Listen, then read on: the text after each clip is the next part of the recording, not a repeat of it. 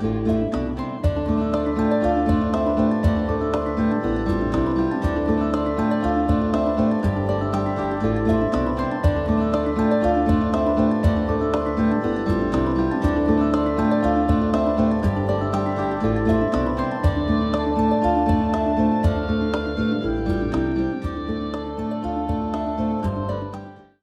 Oracle of Luna is a podcast with me, Bridget Engels, as your host. Here we have conversations with real live, present-day goddesses who are actively and courageously doing their magical work in the world. Each episode is a bewitching journey with relevant discussions on topics such as Wiccan pagan spirituality, writing, culture, magical practices, art, ritual, and the craft in its many forms. Hello, listeners! I'm so grateful for the listener interest over the last few years, and I want to keep this podcast inspiring to you with my amazing goddess guests and to amplify the voice of the divine feminine in the world today. This podcast takes time, effort, and resources to share with you every few weeks. I have an ask of you. One of the ways to support the Oracle of Luna podcast is to become a subscriber to premium and bonus material. Each of the podcast episodes have 2 links at the bottom. It's quick and easy, should probably take you 1 minute, and for as little as $3 a month, you can support the show and become a subscriber. I really appreciate it, and it means a lot. Thank you, and blessed be. Merry meet. Welcome to another episode of the Oracle of Luna podcast. I'm Bridget Engels, your host, and today I am thrilled to chat with Pauline Breen. Pauline is a priestess of Brigid, and she is the author of 3 books on Brigid. This is Brigid, Goddess and Saint of Ireland, Maman Brigitte, Dark Goddess of Africa and Ireland, and the upcoming Brigantia War Goddess due out this year. Pauline is passionate about researching and sharing all the various faces of Goddess Brigid, and she lives in Ireland. Welcome, Pauline. Thank you so much for having me, Bridget. Yes, and listeners, stay tuned to the very end, wherein Pauline is going to give us a very short invocation on Maman Brigitte. So, without further ado, how's your day going? All is good. It's evening time now. I'm getting ready to unwind and chill out. Busy day, but yeah, all is good. Oh, wonderful. Yeah. All right, so let's get going here. I usually start out with this question for all my guests. How did your spiritual journey begin with the sacred feminine? Can you discuss some early beginnings? Sure. I guess I grew up in Ireland and grew up as Catholic, and I think I've always been interested in spirituality. But as a girl, I didn't really find what I was looking for, despite me really wanting to, within the Catholic Church. I had discovered Glastonbury a long time ago and absolutely fell in love with everything to do with Glastonbury. It is the heart chakra of the world. I discovered this in 2003 when I was living in the UK. And ever since then, I was going back very, very regularly, sometimes 3 to 5 times a year from even Ireland. But yeah, one particular time, it was just a powerful moment, attending a meditation one-on-one healing session. And yeah, the energies of Brigid stepped forward. And I guess it was very different to what I had known in my head about Brigid. In Ireland, what I had been taught in schools or what I had heard in the Catholic Mass was a saint, and I thought the stories were cute or nice, but I didn't really feel a connection. So this Brigid that stepped forward was I recognized a bit of her energy, but it was different, and it was just like, oh my God, what is this? Like Marion Brigantia, whom I did my training with, she has said it for her, it was like falling in love. For me, it was just like putting a plug into a socket. Now, it was strange how it happened because the meditation was really all about the goddess Danu and arriving on the shores of Avalon, and it was just so, so profound. But it wasn't Danu, it was Brigid. And it was such a homecoming. I was enthralled, utterly spellbound.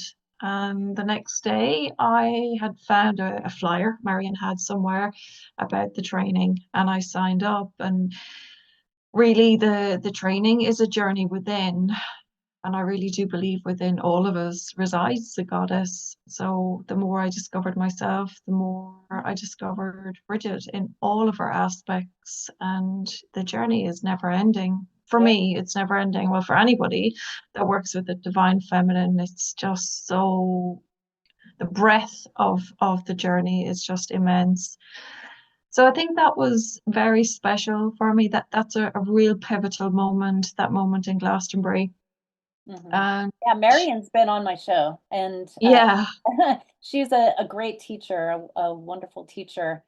For all our listeners, she teaches courses and workshops on Goddess Brigid. So, Mhm. yeah, so I can see where she would be a powerful teacher for you. Yeah, sure. And it was just so refreshing to meet the goddess. And I know Glastonbury has a huge goddess community, but there were still parts of this, like meeting the goddess just by the name of Brigid. I'm sure everybody that is connected to the goddess in whatever name or culture or mythology that resonates with them and where they're at. But I was still really thirsty for knowledge on her in Ireland, because I just hadn't found a community. I hadn't heard of the goddess. I mean, Really? all of that, I am surprised. In for Ireland, sure. no community Yeah. on Brigid. Well, now that my eyes are opened, yes, for sure. I mean, all of that had my upbringing was Catholic. My primary Yeah. school that I went to was Catholic. I mean, we never spoke of the olden ways and traditions, which really was so sad when I Yeah. remembered her. It was like, how important would this have been to me growing up and to other children growing up?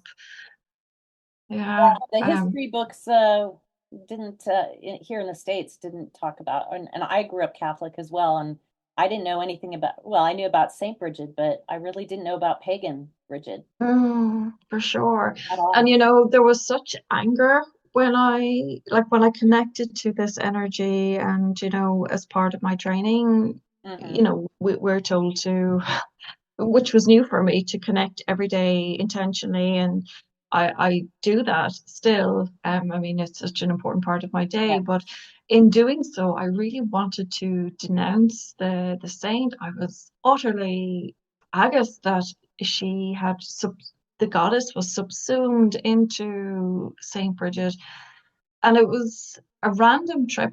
I love to travel, but it was a random trip in Portugal where I had researched. I had just started to pen ideas and understand my own mythology, or Brigid of Ireland in her pagan aspect. I had read that her skull was in a cathedral or a church in Mhm. Lumiar in Portugal. And I arrived there and I was staying far, far away, but I couldn't get it out of my head. So I took a train and went to the church, and loads of events happened where, met this random taxi dude who took me to the church. The church was closed. He rang this guy. This guy opened the church from within, and I went inside to the church. I had the whole church to myself. And I really wanted to prove the saint is just made up, and they have disguised the goddess in Saint Brigid. But it was such a powerful experience once more, where I stood in front of the case where her skull resided at that time, and it was just the same powerful feeling. And it was like, I'm one and the same. That's what just Yeah. came to me. Holly, when did you become an author and connect with the significance of words in your life? Was it after this powerful experience? I was in the throes of research, and it ended up becoming a book that I self-published. And it was really after the Portugal experience where I thought, well, this really is an apt name. She is goddess and saint. I mean, she can be both. And this was blowing my mind at the time. And then I guess researching a bit of it. So I became an author at the end of 21, at the start of 22. And I had stumbled across Maman Brigitte and Brigantia, I guess. And I was thinking, no, well, like she can't be more than two, surely. And this is why I think, Brigid is so, so special because I don't think any other deity or that I know of anyway has just transcended time, culture, worlds even to evolve to everybody's needs. Yes. It has It's so so many powerful. aspects and always changing, and she changes and aligns with everybody. She's Mm. she's open and There is an expression here that there is room for everybody under Bridget's mantle, and yes, it's really, really beautiful. yes. So tell us a bit about your newest book, Maman Brigitte, Dark Goddess of Africa and Ireland, and what this book explores. So my title, Dark Goddess of Ireland, Africa and Ireland, I guess I'm looking at Irish Brigid and how she traveled with the Irish to the Caribbean and on to the Americas, where she came in close contact, I guess, with Oya from Benin and how that flourished, how that became Maman Brigitte. That's the interesting It's point right there. Oya is a Yoruban goddess in the mm, Yoruba spirituality. Is that correct? as far as I'm aware, Bridget, but I am really coming at this book from an Irish perspective, and I Yes. just don't know enough about, and it's not part of my tradition, the Yoruban tradition, Haitian tradition, hoodoo, voodoo, none of that is my tradition. My heart just soared when I came across Maman Brigitte when I was researching my first book. And it was just this tug that would not go away until I was like, oh my goodness, just let me finish this. Yeah. And I will start researching. And it absolutely flowed, but it's such a beautiful, I think my heart was flowing with the fact that Bridget as goddess and saint can coexist and should. We don't need to belittle the Catholics if we're singing from the pagan hymn sheet, and we don't need to belittle the pagans if we're singing from the Catholic hymn sheet. We really need to tolerate everybody's experience and viewpoint of her. So Mm. it was really showcasing how far she had traveled with the Irish, who had traveled the world and who had set up home all over the world. It really is intended to be a book for us Westerners to show how far she can go. And I'm sure there are many people in the closed voodoo tradition who have a different experience of who Maman Brigitte is. I was looking at it from an Irish point of view because I really think in a world that is so full of hate and intolerant in the West, because I'm living in the West, I really want to show how Bridget can bridge all of this and unite all of us. Yes, she's very inclusive.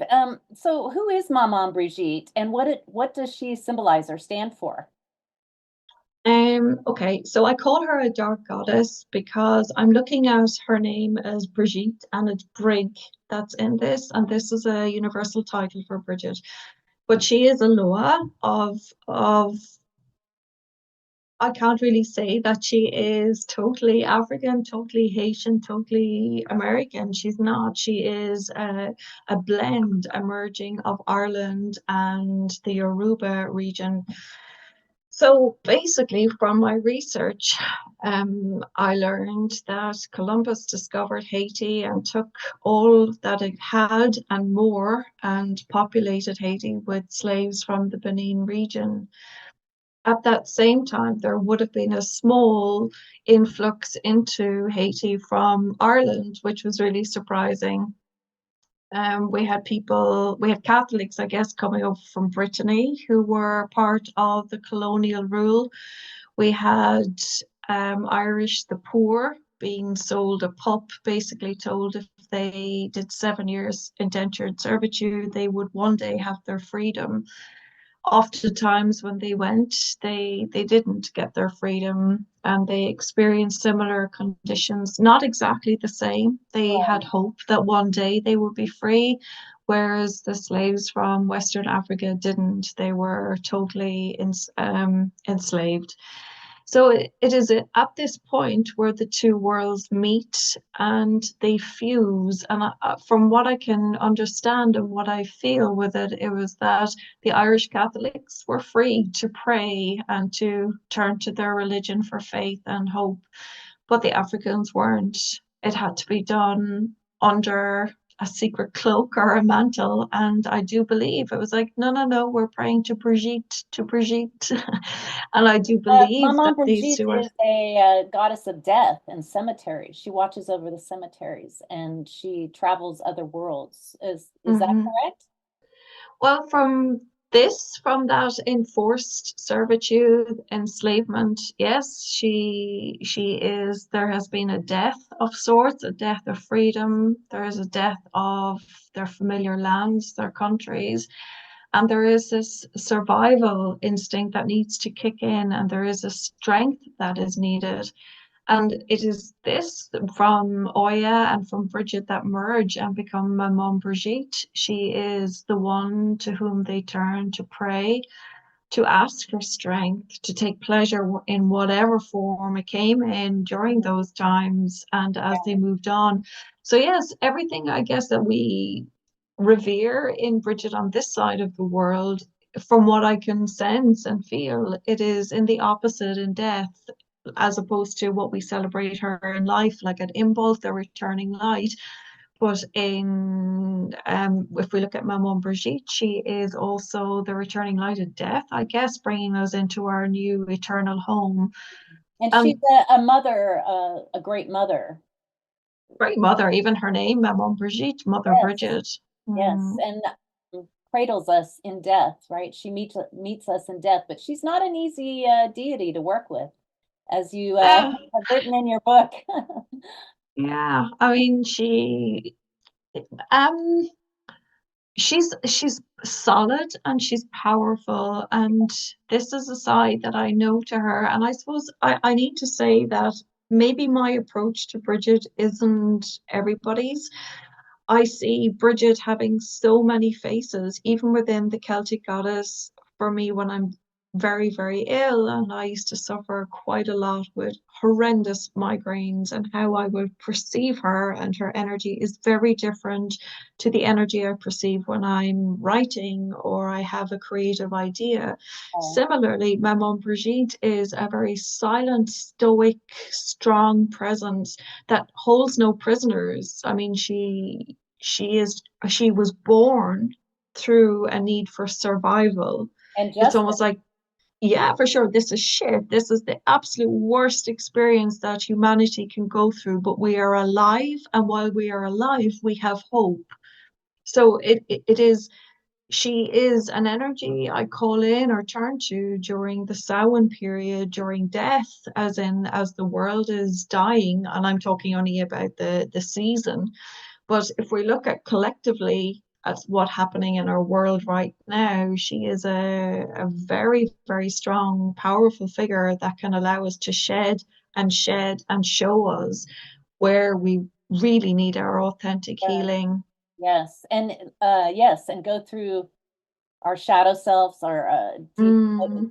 layers of subconscious healing, and it's hard to do The that. rawness, I think, yeah, she really just tells us and shows us the root cause of our suffering. And Yeah. oftentimes we know it's there, but we don't want to work with it. We don't want to acknowledge it. And when we don't want to acknowledge it, it's fine. Leave me alone then, go away. But she is there. I'll hold space while you do the work. Nobody Yeah. can do this for you. She will meet us And there and yeah.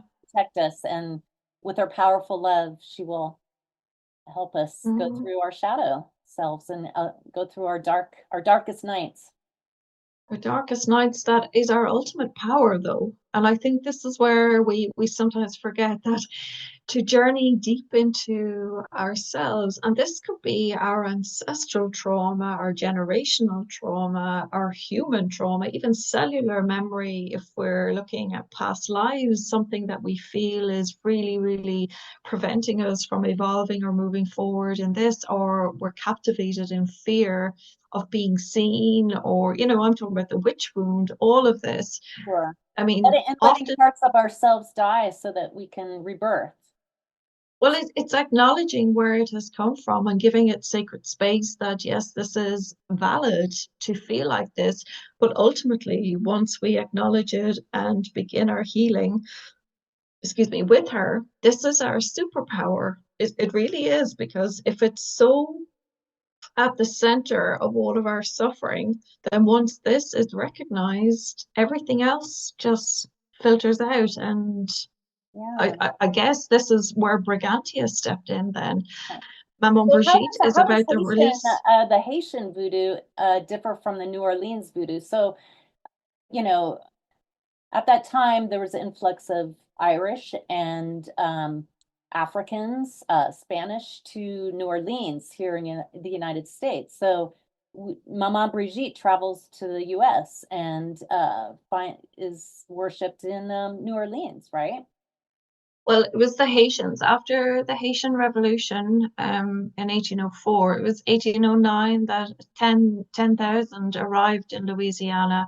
And during that time, we had three consistent waves of Irish people also arriving in Louisiana. I mean, the Yeah. Mississippi was a sound employer for the poor Irish, for the wealthy, actually, to begin with, Okay.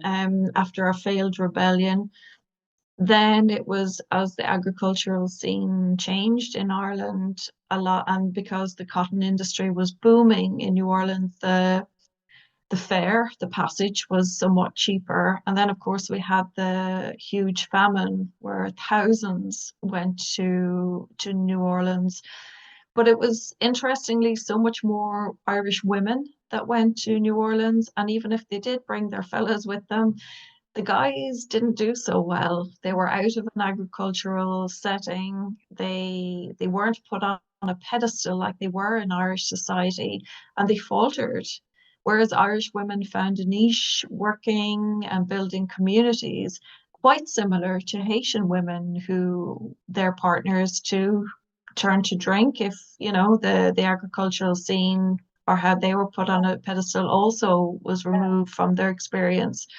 So Hmm. really, see, I feel she became more mother-centered even in Louisiana, and brought women into their power. We had Haitian women working in markets and finding their communities, finding like bringing their voices, like being heard, taking up space. And we have the Irish women, I suppose, for the first time being educated by working in middle class homes and finding their feet in a different While you're saying society. that, I mean, I'm looking at the cover of your book, and her mouth is Maman Brigitte's mouth is sewn shut, and she has Hmm. white skin and red hair. Is there a reason that her mouth might be sewn shut? I mean, when women are finding empowerment and inclusion. Yeah, I think I sat with this for quite a while when I was researching her, because she's the goddess of oration and poetry here on this side of the world. A few authors have suggested it is from their personal account that no words are needed through her silent, loving presence. I also feel, I think, given how she was born, how she blended to merge into who she was as Maman Brigitte, I think there is a caution with her mouth being shut, almost like, do you really need to tell people your secrets, or can you just stand in your power and shut up about it? As in, not drawing attention to yourself, not saying too much. Like, you can have secrets, you can tell little white lies, it doesn't really matter. But it could also symbolize repressed women, Yeah. especially from an Irish perspective. And enslavement as well. You can't speak, Hmm. you can't, And rise up. interestingly, in many voodoo ceremonies, from what I have read and from people I have spoken to from the tradition, she rarely speaks in possession during a ceremony. So yeah, it's very interesting. Yeah, fascinating. And Absolutely. the way that Maman Brigitte has traveled and morphed into different societies and different types of voodoo. Very Mhm. interesting. So, And she's I think, very much she's very much unknown, I think, on this side of the world anyway. And even when I traveled to New Orleans, it was her partner, Baron Samedi, that is the one that gets a lot of recognition. I just wonder, and that's how I end my book. It's like, maybe her silence, maybe we can undo that and just speak her name and call her in when we're journeying through the dark night, or when we're looking to get back to our authenticity. She's the woman to do it, and she needs to be remembered as that strength, that power that we can turn to. yes, and ultimately in death, we she cradles us and accepts us, and that's to Yeah, and me death takes many forms. I mean, we a part of us die when every year, I guess, at our in parts of our birthday, yes, when we everything lose dies. partners, jobs, houses, we're always shedding. And sometimes it's more difficult to move forward through a death of a situation or a scene. And again, she is there for those feelings, for that grief process. And to acknowledge it within us. Sure. So, Pauline, what are some of your upcoming plans for the future? Do you have any new books and or events or workshops coming up? Sure. So Brigantia is out in July, and Brigantia is looking at the empowerment. So I definitely feel that my journey with Maman Brigitte was necessary before I could feel the warrioress, queenly, sovereign energy of Brigantia. I'm also working on and just about to finish my fourth book, which looks at Brigid and the Irish otherworld, which is very exciting. Ooh, oh, Yeah, it's it's kind of interesting. like looking at the fairies element here Yeah, in Ireland with her. So that's out in 26, early 26. exciting. Is that with Moon Books? No, Okay, no, it's with an Irish publisher.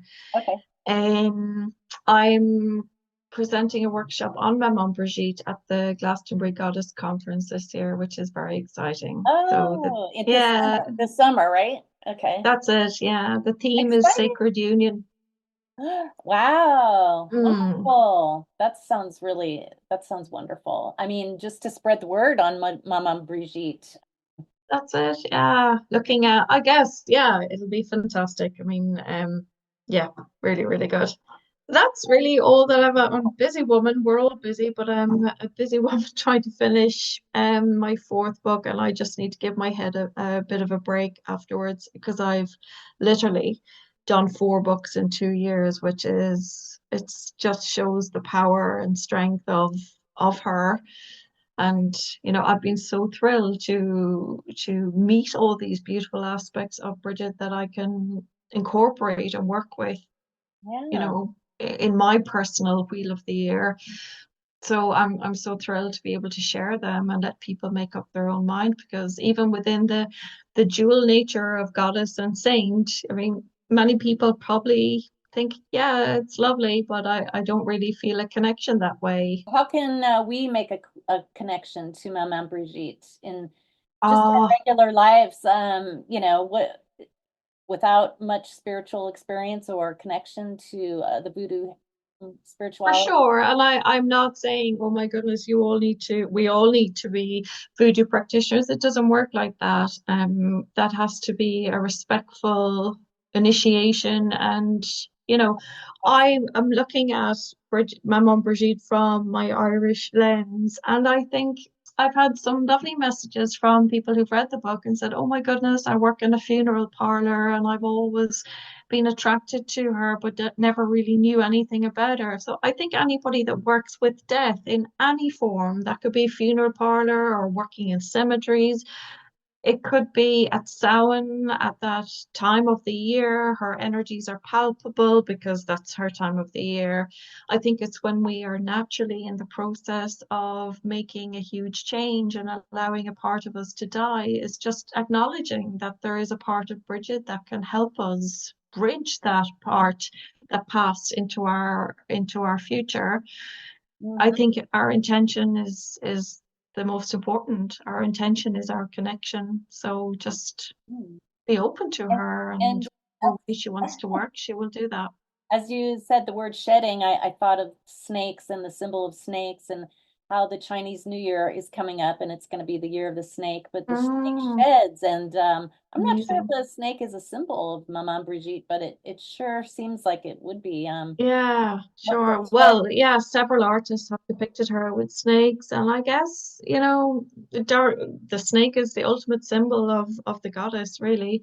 I Yes. know Maman Brigitte is Lua. She is a Lua rather than, well, she is goddess. I'm looking at her from the Irish perspective, so I do think of her as a goddess. Lua just doesn't feature in my religion. Yeah. So I think if I had a book title with Lua on it, people wouldn't, they just, on this side of the world, that's, Yeah. they wouldn't know. So, lastly, before we get to your invocation, do you have a website or blog or social media where people can learn more about you and your books and your all your offerings? I really don't like all that stuff, Bridget, to be honest. I Well, do it all. I do it reluctantly. Yeah, I suppose Facebook or Instagram I'm on more so. I have a website just by my name, paulinebreen.com. Instagram is Pauline Breen 15, and my Facebook is Pauline Breen. okay, wonderful. Hmm. Well, I think this is about time that we can all kind of slow down I and could talk about her all day, every day, and just never get bored. Wonderful. yeah. Okay, Thank you so for sharing and thank you, Pauline, for what you do with Bridget. But let's all quiet down here for a second and allow Pauline to give us a short 1 minute or less invocation of Maman Brigitte. okay, so I'm currently sitting in the dark. So if it's not possible for you to be in the dark, just close your eyes and take a deep breath. Hail Brigitte, full of wisdom, great guardian of graves. Blessed are you amongst the forgotten, amongst the isolated. Blessed is your deathly realm of earth and bones, surrounded and protected by your oak. O mighty mistress, passionate protectress, hear my call, great lady of the night. Ease my pain, show me my way. Guide, strengthen, and protect me today and all of my tomorrows. So mote it be, Maman Brigitte. Blessed be. Blessed be. Oh, that was lovely. Thank you so much, Pauline. And to thank you to all our listeners. I hope you've enjoyed listening today to Pauline talk about Maman Brigitte and all the facets and faces of Brigid. I wish you luck in all your future endeavors, and it was just really delightful chatting with you today, Pauline. Thank you so much. Thank you, Bridget. Much love to you. Yes, Bye. and blessed be and happy in bulk to everyone. Thank you. All right. Bye-bye. Thank you. Bye bye.